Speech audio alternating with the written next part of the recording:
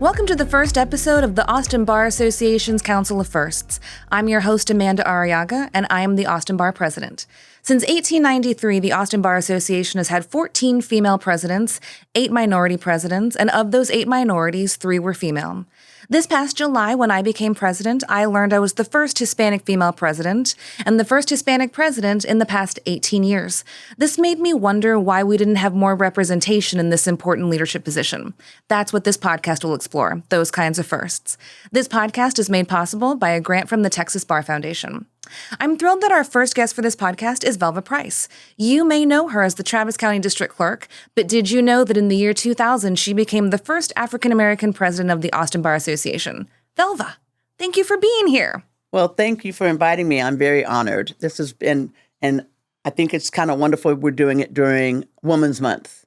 Absolutely. So this is March 2nd, and so this is kind of a cool thing to do, and the timing is really good. Yes, I thought that this was the most important symmetry that we could have, is having the first Hispanic president, female president, and the first African-American female president. So I'm glad that you agreed with that. Yes. So I have a series of questions for you. Yes. My first question is, why did you join the Austin Bar Association? A couple of reasons. One is I'm a joiner. I've always been involved in different organizations.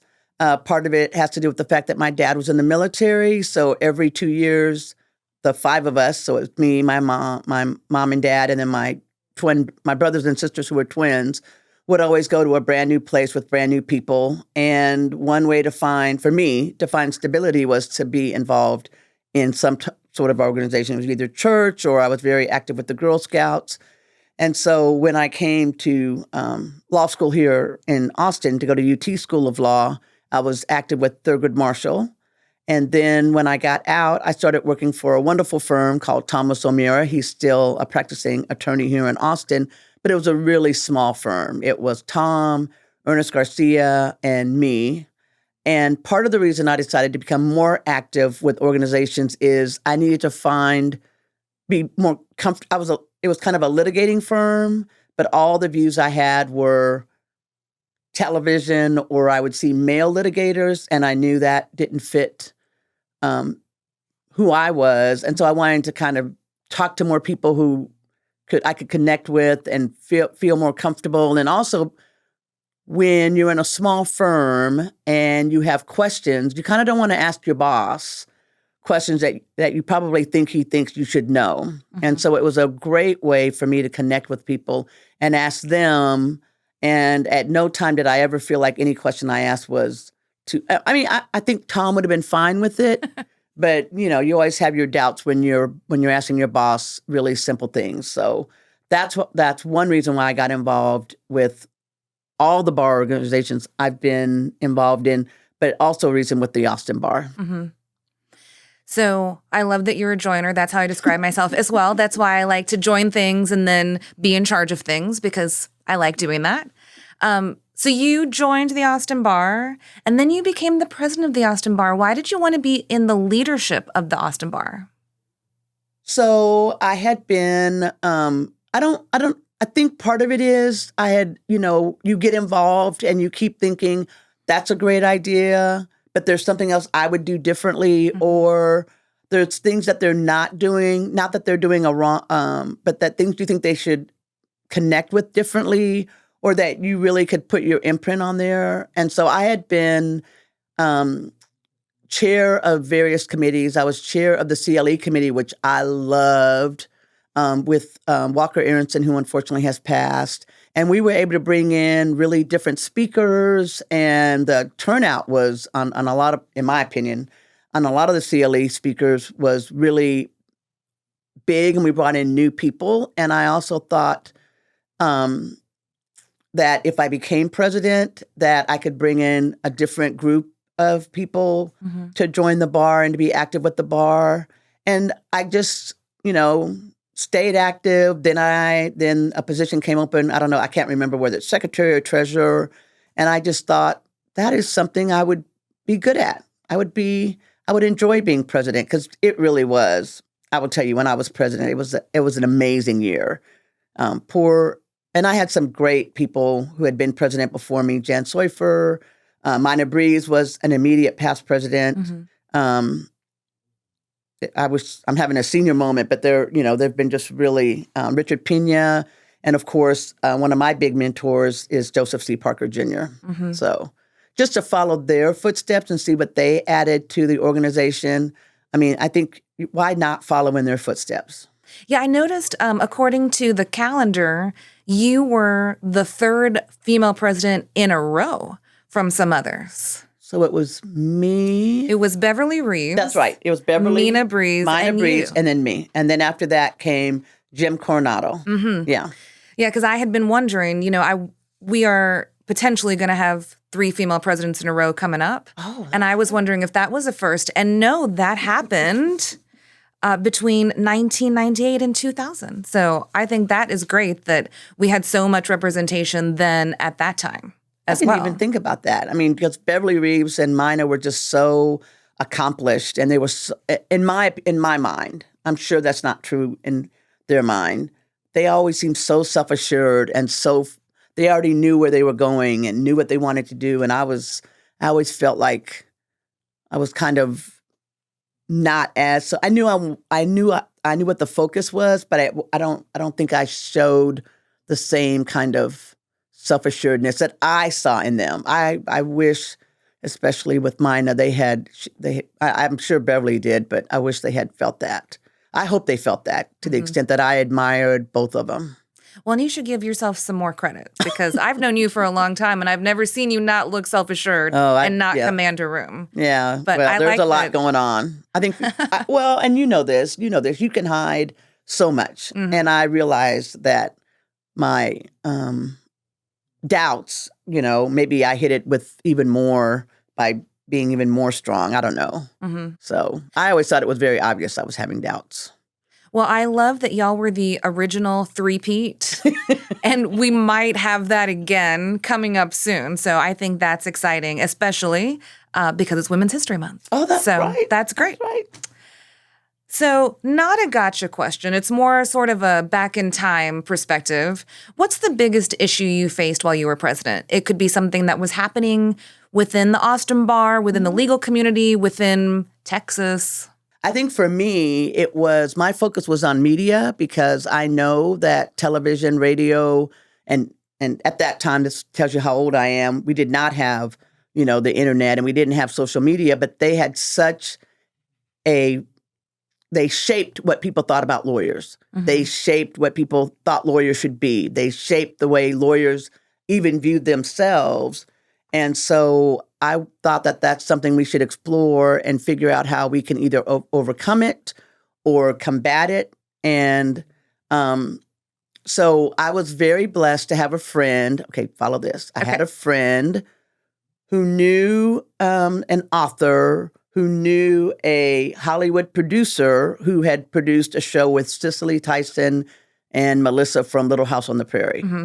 And we were able to bring him to speak to the Bar Association at a luncheon. And for the first time, we had members we had never seen before, young people who wanted to be involved in that area. So I think for me, it was, how do you get people who aren't joiners, they just don't naturally join. And they also feel like the bar wasn't speaking to them. I think for me, that was one of the big issues, is how do you get them to feel like they can get something out of the Bar Association? And I'm not sure I ever got that answer. I just know you have to figure out what they're interested in. That's different than what you've been doing for the past blah, blah years. Right. And then you have to make sure they get notice of it, that they know about it. And then the third one would be that you have it at a time that they can come. But yeah, that was an amazing attendance. And then we did one after that on the death penalty, and we had somebody from the news, the media news. We had somebody from the newspaper, and then we had somebody from radio. And the attendance of that was much less. In my mind, it was actually dismal, because it's such an important topic. And I think I also learned people want to come to happy things. Right. They don't, Right. I'm not saying we didn't have a turnout, but it wasn't the big turnout that I thought for something so important, which is what, is just a discussion about the media's view of death penalty and how they present it and how the public interprets it. I actually wanted that to be the biggest turnout. But I also learned, just like, serious topics, people have to be ready to hear it. So do you think now, 22 years later, the way that lawyers are characterized in the media is different or better? I think it's a little better because the way lawyers are shown are more diverse than it was, because this was over almost 25 years ago, because generally it was white males that were portrayed in media. And at that time, white males were mostly attending law school and they were mostly becoming lawyers. And so I experienced that when I went to all these, I traveled all over because I was a litigator all over Central Texas. I think that now people are not surprised when they see women, especially women lawyers. And women lawyers can be a little less patterned, because before everybody wore this like a suit and they had a bow tie and the way you dressed is because that's what was expected of you, both by the judges, your clients, and by jurors. And I think now, I don't know if it's because we're a more relaxed society, but because we've had so many women attend, that model thank God, is a little more relaxed. And we can be a little more who we are. That's where I had my struggle is really being comfortable with how I presented to both in court. Because I thought I had to copy other people. Right. And I learned, it took a long time. It took years for me to learn that I did not. So. Well, and it's interesting, especially for female lawyers, there's like the Marsha Cross type that's very hard and that's all business. And then after you were president, I happen to know this year there was Legally Blonde. Elle Woods and I graduated from law school the same year. And so that was a totally different type. Yep. And now we have lawyers that are celebrities and doing, they're commentators on TV shows. Like the Johnny Depp lawyers got a lot of notice for just doing their job. And she also got the same thing that we saw, that I know about 25 years ago. They still commented on her dress. Right. They still commented on her hair. Right. And unfortunately, that still happens for women. I think it's even more, and you know this, for people of color. They still... And I don't think it's actual prejudice. I do think one thing we're learning is people have, a bias that they're having to overcome when you present yourself in trial. And I experienced a lot of that when I was trying cases, and also I think a little bit in the bar, to the extent that I am not your more formal. I don't have a formal presentation. And I think people have a view of what a president of an organization of over 4,000 members should be like. Mina Breeze was much different than me. She was much more formal. But I also learned with that is if you do good work and you really show that you're willing to commit to the organization, people will accept you. It may be a little harder to get the door open. It may be a little harder to go through that door. But eventually, generally, people will accept you. Well, now you have a great job. Oh, yes, I love my job. And how long have you been our district clerk? I am now in my 9th year. Congratulations. As being district clerk. The first, because I also did this in Black History Month, which just ended, the first African-American district clerk. But and one thing I did say, which I will say about also being president of the Austin Bar Association, which I'm not sure I thought about as much, is the representation. And not even for Austin, but just for my family, for a community that does not see a lot of people as leaders.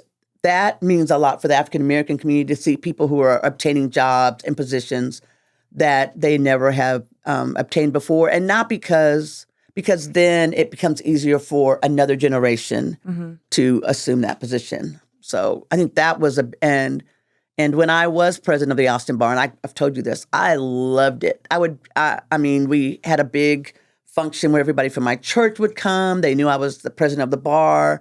And then I was called Queen of the Bar, and they would always ask, how do you like being president of the bar? And I just love saying it's fabulous. I mean, and I mean, just the way they said it and the pride they had with it. And poor Jim Coronado, who came after me, I had a difficult time letting go. I kept saying, why can't this be 2 years instead of 1 year? But I think all of that was, a surprising part of becoming president of the bar. Mm-hmm. Did you let him be called king of the bar? I didn't know what he wanted to be called. I just knew it was hard for me to let go. I think Jim was the second, and that was 2001. I think he was the second Hispanic president right after Richard Pena. He was, Yeah. and there was an 11-year gap between he and Richard Pena. Yeah. So it's interesting, sort of to your point, there's representation, you can see it, but then we still need to figure out how do we actively encourage these new folks to want to be in charge of it? Yeah. Because part of what I've heard is it takes so long to be in charge. Yes, it does. It takes probably about 8 years. If you were a director, you have two-year director terms, and then it feels good to run for treasurer, and then that's still a 4-year stepping stool until you get to be president. So I have heard for some folks, if you don't have an opponent. That's right. If you have an opponent, then you have to win that election. And then, so that's a lot for a job that doesn't pay anything, A lot for a job that doesn't pay anything and that takes a lot of work, especially when you're the president. Yes, it takes a lot of work, a lot of your energy, a lot of your time. I mean, you go to work all day like you do. Yes. And then you still have to go to events that not just Austin Bar events, but there's so many other bar associations because you need to keep that connection. Mm-hmm. You go to those. And so almost every lunch is taken up. Mm-hmm. Almost every evening is taken up. And then that doesn't even count on your own, what you're going to focus on, working on your own. Because when you do something different and unique, you have to be the one, they had never done a death penalty. And so I was calling the newspapers and I was talking to can you guys come to the radio stations? And it's not that the staff wasn't there, but it's your focus. Right. If you invented a new committee, you're the chair. Yeah. Yeah. So, I mean, and it's a lot. And then, as I've talked about, at the end of it, what now? Right. Being past president, I know everybody always says the best position was past president. That was not for me. I hopefully I did not. I helped Jim to the extent that I could after I mourned no longer being president. But, you spend all your hours, and then I was like, I had all this time. Mm-hmm. Kind of freaked me out in a way. Well, that's why you're still a member and committee chairs of every other organization. Oh, I'm not committee chairs of, and you also. You are. I was just at a luncheon, and I'm pretty sure you were one of the chairs of that. Well, that's one Mm-hmm. that's one event that the Austin Black Lawyers does. But I think what we also need to work on with, if we want to bring new people in, is to have them, which I wish I had done and I did not do, is say you still have to take care of yourself. Mm-hmm. That is something I did not do. And that's something I struggled with even after I actually had the time and the energy to do that. And I think I did after a while, but I think one thing I'm admiring about this new generation is they are focused on self-care more than, you're part of that new generation. than in the past. Still not good at self-care, though. Well, because you only have limited amount of time. Mm-hmm. So speaking of new folks, there hasn't been another African-American female president since you. What, if anything, should we do about that? I don't know. I was thinking about that when I realized that, because usually what happens is whoever is the president of AYLA then matriculates over to what I call the old people's bar or the right. Yes. But usually people matriculate from the Austin Young Lawyers to the Austin Bar. And I think a couple of things have happened. One is we burn them out. Yes. They decide that the job opportunities are somewhere else other than Austin. I think part of the barriers that the Austin Bar is going to have people of color continue to become leaders is we do not keep a lot of our young lawyers here. They always, not always, in the past, before Austin became the metroplex that we are now, would always generally move to Austin, go to Houston and Dallas, or go to the more out of state because they felt there was a more supportive African-American community that they wanted. And so we lost, we would have people that I would say, oh my God, usually it's a she. She's a wonderful leader. And the next thing I knew she would move to Dallas or she'd move to Houston. And so all of that time where people knew who they were and probably would have supported them is gone. And so I think that probably is going to change now because Austin is bigger. It has more supportive elements for different communities, not just the African-American community, which make people want to stay. So hopefully that'll help. Good. The other thing that we figured out this past month, I was chatting at our board meeting, is we always talk about the board of directors as if it's the 8 people who are elected and then the 5 officers. But the board of directors includes all the section chairs. And so it's like 30. It's like one of the biggest boards I've ever sat at in my life. That's right. And when I was chatting with the section chairs this summer, there was a lot of feedback of how they didn't know they were really on the board and that they really had a vote. And so as nominations are open for director and officer positions, we made sure to let all the section chairs know, you are a board member and eligible to run for treasurer and be an officer. So I think that's sort of a new way to get more perspective as well, because you're right, it's been homogenous for a while that there's this pipeline of Austin Young Lawyer presidents that become Austin Bar presidents. And I agree with you. I was very tired after the year I was Austin Young Lawyer president because I felt the need. I should be at every happy hour, I should be at every event, every community service thing. So when I was past president, it was the best because I thought, they're not going to notice if I'm not there. I'm not in charge. Yeah. But I also think that's a different perspective as well, to be the section chair, to be the little CEO of their organization with their perspective. That's important too. And we could get more diversity that way because so that's one of those things that my hope is that will draw more diversity, if nothing else, at least of thought, because we can always use that and new ideas. Well, and I also think you've kind of, when you're the chair of a section, you know the ones that do work. You know the ones that don't do no work. You know the ones who have really great ideas and are able to grow their organization. So part of it is when you see somebody you need to reach out and say, Rudy always tells this story, Rudy Matier, that, I came up to him and said, you need to be involved in the Young Lawyers. And that's because he had so much energy and he had been the Austin Black Lawyers Association and done a really good job.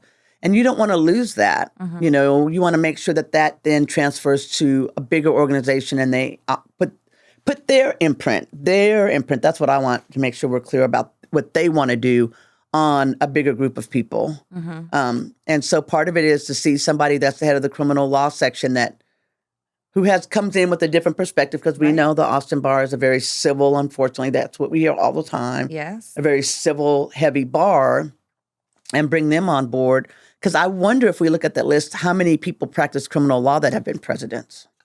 I'll look that up, Velva. You stumped me. I was not prepared for that. Well, I'm just thinking about from the different practices, because I remember most of them, when I think about most of the presidents, they have come from litigation firms, they have come from civil areas. It would be interesting to see which one came from, like you, from a general counsel / administrative area. Right. Which ones came from a criminal. I don't think it's been Martha Dickey. I think she's one of them, because she worked for a really prominent criminal law firm, but I'm not sure it was a lot of them.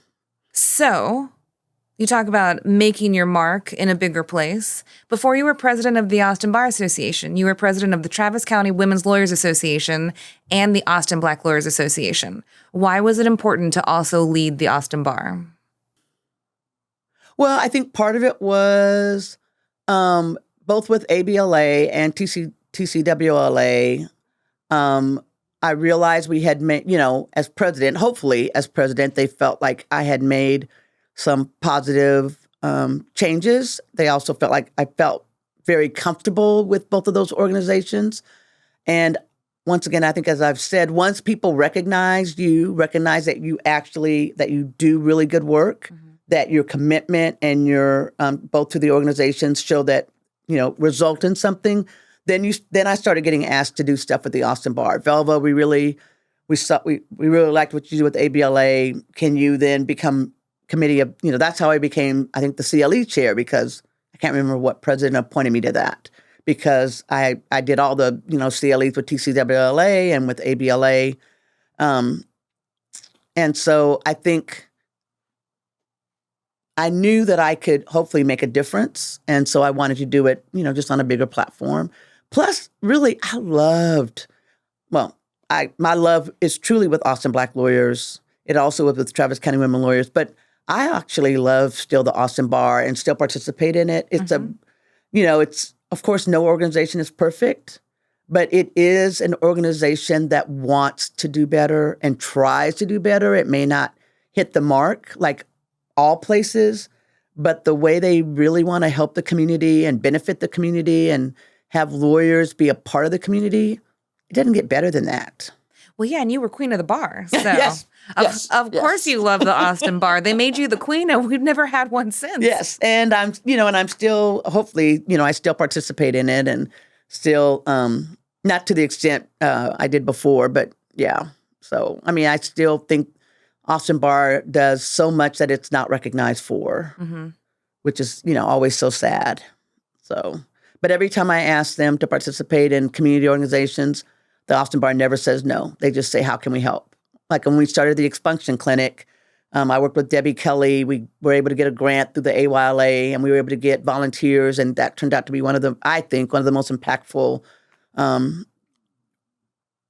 projects that I have done and will continue to do. And it was, I had no fear of them not saying we can't be a part of it. They said yes, and what more can we do? So that's right. That's why all those sections are really helpful. There is somebody in a section that knows the issue that you want to solve, has the expertise, and that might help donate their time to do it. And I always tell people, you don't have to create, you can get mad at an organization and you can think about creating your own, but you don't have to, and there's ideas that you can borrow and make better, but you don't have to, I said this in another podcast. This is my podcast year, I guess, that I'm not creative. I'm not one that thinks of ideas out of the blue, but if I see a good idea, I know that I could borrow it and apply it to my community and hopefully benefit from it. So, and I think that's what I think the sections, you can say, oh, we want to do something about, because I think when I was bar president, we tried, there was a lot of pending divorces. And so we tried to do a mediation clinic where we had people who needed to mediate and resolve their divorces were meeting en masse for like all day. It wasn't copied again because it became way more complicated than I thought, but it was because I had heard another county had done something similar. And so I remember, and it was great to work with the judges. They wanted to be a part of it. The Young Lawyers, the Austin Bar, the Paralegal Association. It was a great collaborative effort. And, some people got their relationships resolved, whether it was divorce or not being divorced. So I think we did help some people in the community. That would actually be a great thing to bring back since COVID is Divorce Day, annual Divorce Day, and just invite everyone, you want to get divorced? Let's all do it today at the courthouse. Yeah, well, and actually we're looking at that. I've been talking to, but because there's so many pending, people's ideas of about divorce. I had a friend of mine reach out to me. He goes, I've had my divorce pending for like 18 months. Am I divorced yet? I'm like, no, you've not served the other person. So once again, people, they just think they file it and then somehow some automatic system does it all. And then, 60 days later, they can be declared divorced. So I think at a minimum, we should try to figure out how to tell people you still have to be the one that does it. You have to put the effort behind it. Or at least tell them or send out notices. That's something we're looking at doing, telling people you are not divorced. Do you still want to be divorced? And if so, here's the process to get it accomplished. I would like to help write that piece of paper. Dear Mrs. So-and-so, dear Mr. and Mrs. So-and-so, do you know you're not divorced? Yeah. You good with that or no? Yeah. Well, and I forget we have to deal with the privacy. What if somebody who they filed against but didn't serve them because they changed their mind? So there's a lot of things that have to be considered. Well, great. That's a fun idea. Yeah. I think that we could get on board with that idea. Well, I'm not sure it's fun, but it is something that's necessary because I actually think some people think they are divorced and have moved on with their lives, and unfortunately probably are not. And it's not just divorce. There's so many lawsuits that are filed, especially with self-represented litigants. I'm not going to worry about the ones that have lawyers, but with self-represented litigants that don't understand the process. And I would like to be a little bit more proactive in trying to tell them, hey, it's still pending. Where are you? Do you need to, here's an organization that may be able to help you on the next steps. So that's something, but it's just the resources to get the information out, to gather the information, the resources to send it, and then the resources to deal with the reaction. Right. That's a lot of people. It's a lot of processes that you have to try to consider. I mean, we're dealing with now going to the new courthouse now that people feel like it's easier to access for it, and we're just having so many people come up there. It's good, but it's also a little overwhelming. Well, at least you have a beautiful space. Yes, we do. Yes, we do. A big, beautiful space that's still, we're still adjusting to it. Well, great. We're down to the last question. We are. I mean, but we can riff and have more. We're down to the last question that I emailed you that I would ask. Okay. What advice would you give to lawyers in the Austin community that want to get involved? So my advice would be join. But join something that you enjoy doing. Join something that you enjoy using your energy for.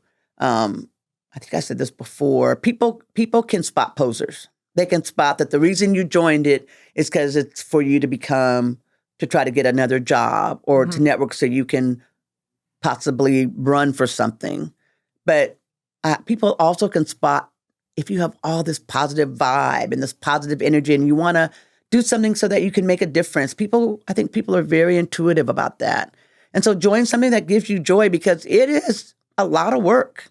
Working on projects that make a difference, it's a lot of work, and you have to have a reserve that in the end you're doing it because it's something you really like to do. So that's my first one. Okay. My second one is when you join, and it's hard because we're so spread out now in Austin, connect with people that you don't really know that well. I've met so many people that I never would have met had I not been active with the Austin Bar. I keep telling this story. When we would have board meetings, when I was a board of directors, I would sit with the same two guys who politically were different from me. One was from a big firm. I think one was a solo practitioner. But for whatever reason, we had the same mindset about what we thought about the board meetings.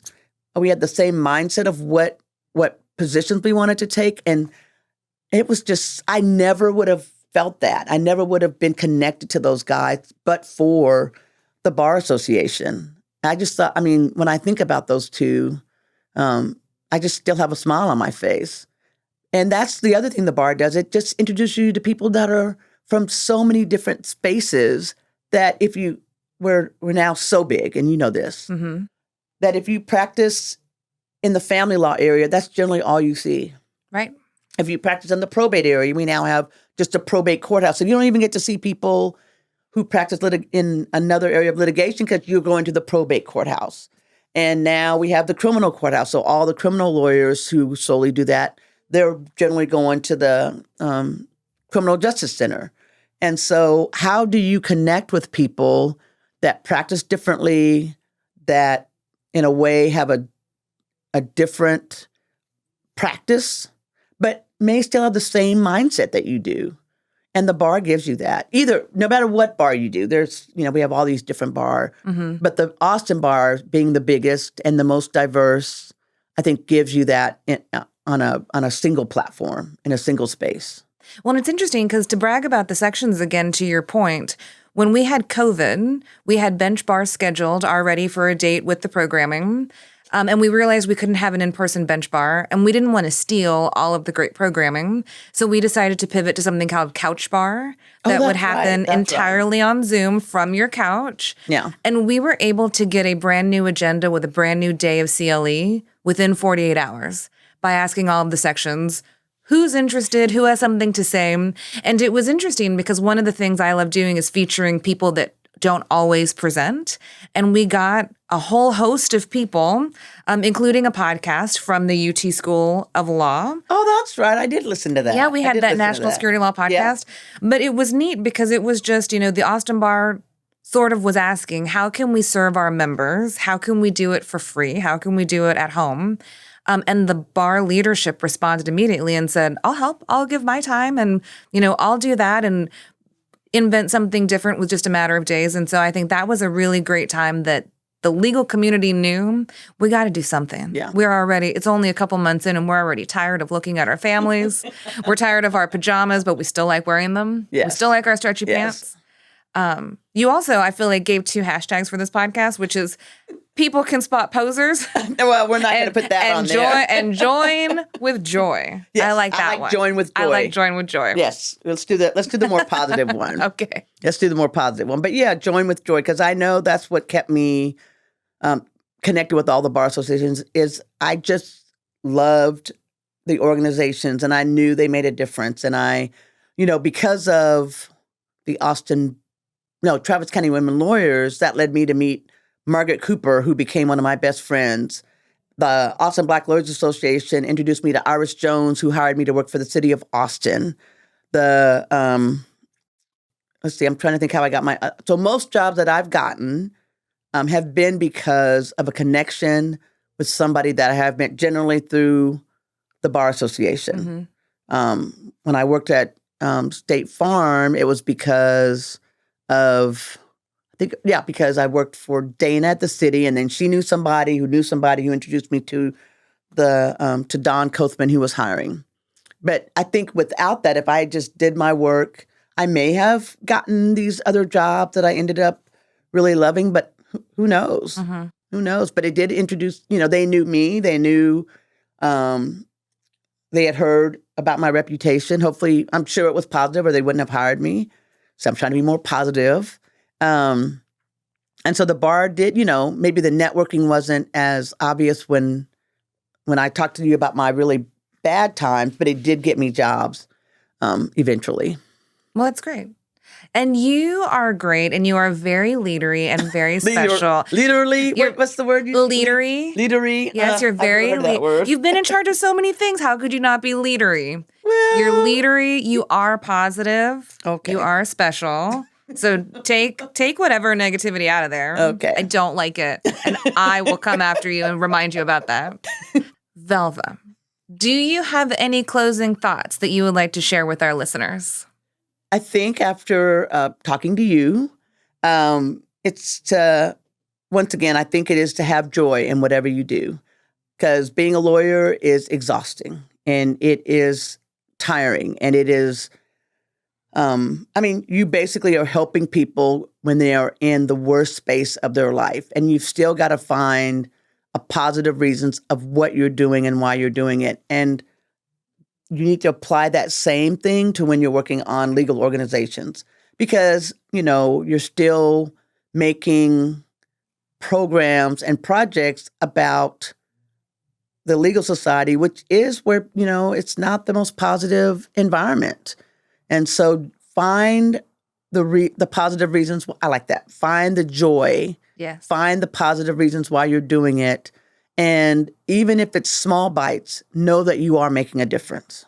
This has been a very exciting first episode of our podcast, Council of First, brought to you by the Texas Bar Foundation. Thank you very much.